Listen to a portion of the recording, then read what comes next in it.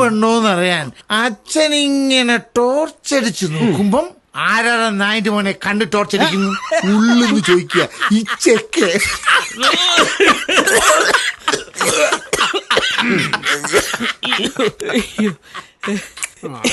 കിണ്ടിയിൽ ഒരു തുള്ളി വെള്ളമില്ലല്ലോ. മക്കളെ, ഇത്തരം സന്ദർഭങ്ങളിൽ മദ്യത്തിന്റെ കൂടെ മധുരാക്ഷിയും കൂടെ വേണം. അതിന്റെ മോനെ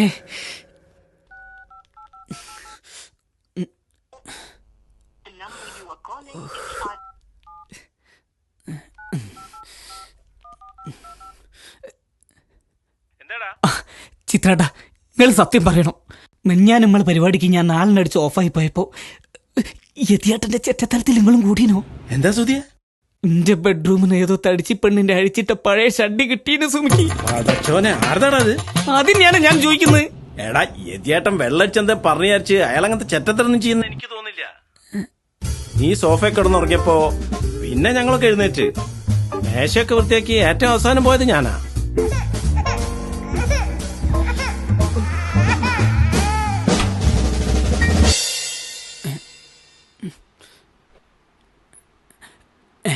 സാരിയോ സുമിയെ?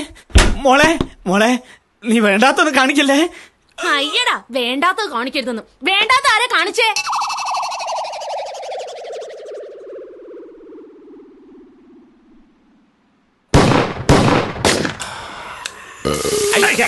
സുധിയേ, എടാ ഒരു ലുങ്കി കൊണ്ടാ ബെഡ്റൂമിലിട്ട് സുരേഷേട്ടാ, അവിടെ എടുത്തോ.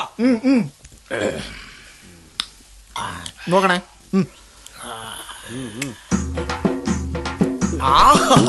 ഒരു കാറ്റ് കിട്ടിയപ്പോ എന്താ സുഖം. നല്ല സുഖം ഉണ്ടല്ലേ? ഞാൻ നോക്ക് കൊണ്ട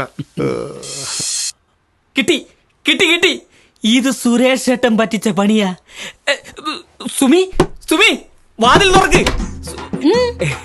എടി, ഇത് സുരേഷ് ഏട്ടന്റെ പണിയാ. നീ പോയ ദിവസം ഞങ്ങൾ എല്ലാവരോടും ഇവിടെ കൂടി നിള്ള നേരാ. അന്ന് സുരേഷ് ഏട്ടൻ നമ്മുടെ ബെഡ്റൂമിൽ ലുങ്കി അയച്ച് മാറ്റിയിട്ടുണ്ട്. ഇത് മൂപ്പരയച്ചിട്ട് തന്നെയാ, ഉറപ്പാ. ഓ എടി സത്യ, ഞാൻ വേണേതാ സുരേഷറിനെ വിളിച്ചുതരാം. നീ തന്നെ നേരിട്ട് ചോദിച്ചു.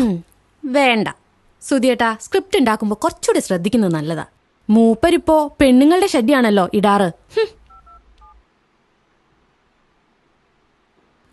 അതും ശരിയാണല്ലോ.